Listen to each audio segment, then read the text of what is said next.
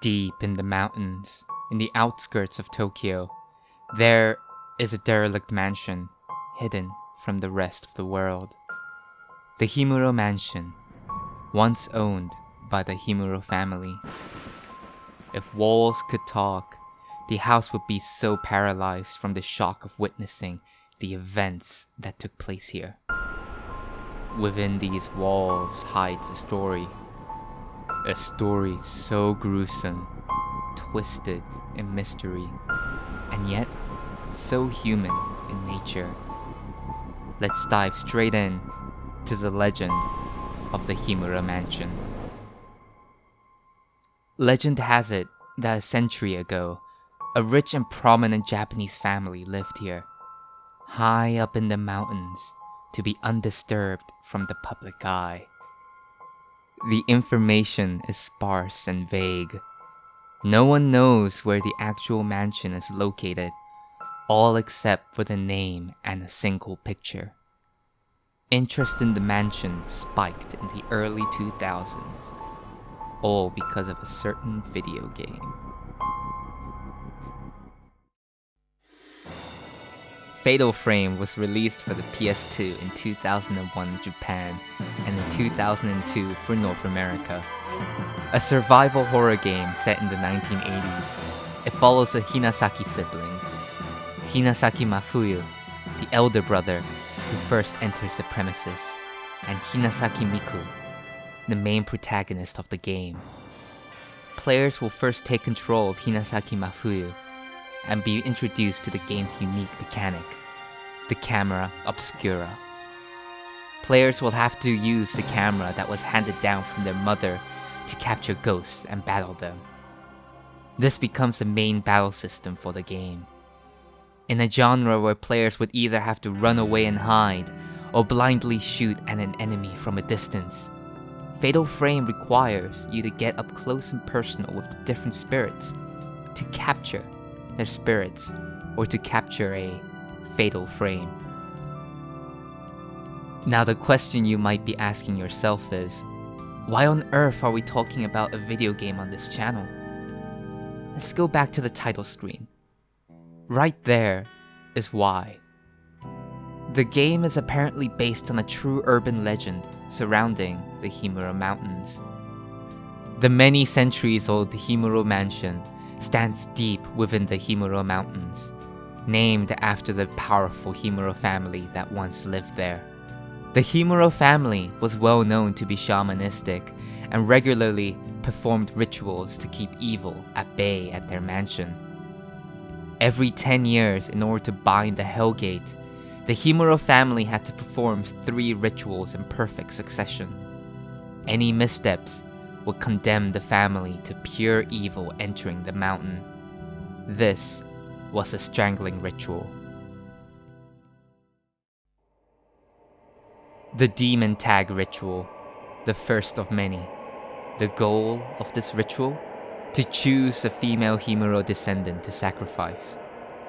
The girl with the highest holy power will be chosen. Once a girl is chosen, she has been destined to become the Rope Shrine Maiden for 3,669 days. In order to retain her purity, the maiden will be attended to by masked priests and must cut all earthly ties in preparation for a role in the strangling ritual. But before the main event, another ritual must take place, the blinding ritual. On December 12th, the night before the strangling ritual, the Rope Shrine Maiden is taken from her cell to the Tsukuyomi Shrine, where the priests and the Himuro family would perform a small ritual to trigger an opening. The opening would then reveal the moon well. This day was chosen on purpose as it's the only day in the year where the moon aligns directly parallel with the well.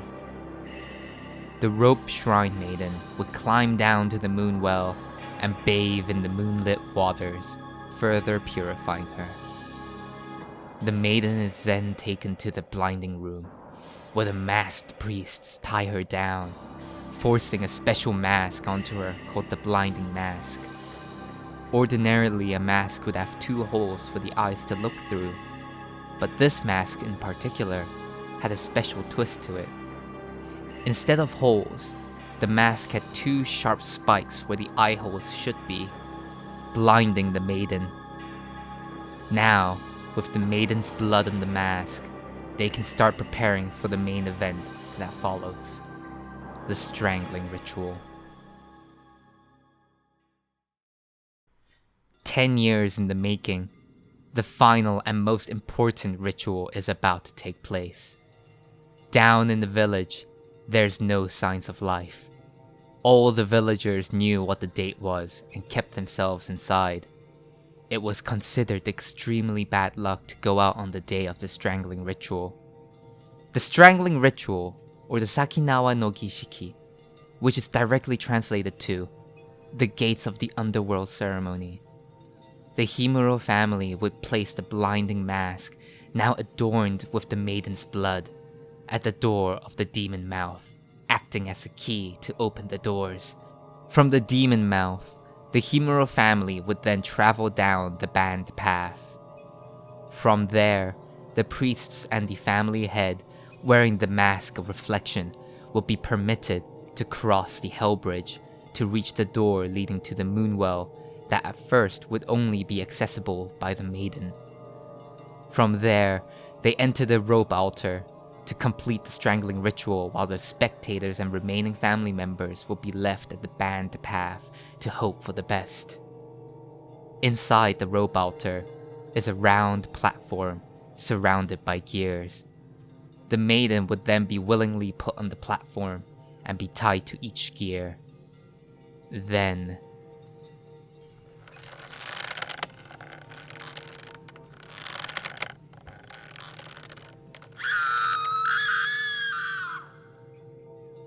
the ropes used to kill her would then be used to bind the Hell Gates, stopping the spread of malice for another decade.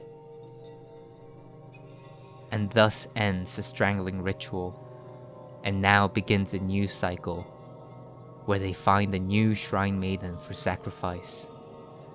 But we haven't yet covered why the house became abandoned. Well, there was a weak link. The weak link was one of the chosen girls, Himuro Kirie.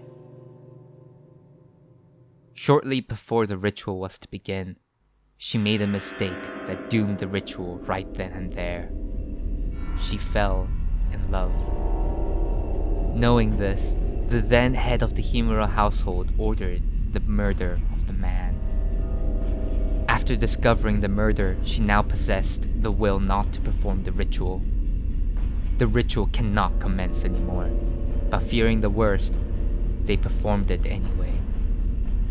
After the failure of the ritual, the malice spread, killing every single Himuro family member and any spectator that was within the banned path. After the malice took over, the villagers spread, and the mansion lay abandoned to this day. Or did it? The case of the Himuro mansion is an interesting case study, as we can use it to see how a modern-day urban legend arises from nothing. On the cover of the game itself, right there, is a tagline, based on a true story. This single line brought many urban legend enthusiasts and ghost hunters to the outskirts of Tokyo in search of the elusive Himuro mansion. But of course, nothing was ever found. However, the tagline isn't entirely wrong either.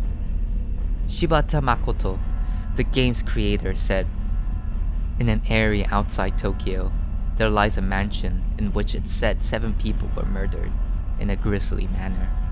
On the same property, there lies 3 detached residences that surround the mansion, all of which are rumored to have ties to the mansion's troubled past. It's said there is an underground network of tunnels that lay beneath the premises. But nobody knows who made these tunnels or what purpose they served. Many inexplicable phenomena have been reported occurring on the property. Bloody handprints have been found splattered all over the walls. Spirits have been spotted on the premises. even in broad daylight. A narrow stairway leads to an attic where a spirit-sealed talisman is rumored to be locked away. Men have sought this talisman only to be found later with their bodies broken and rope marks around their wrists.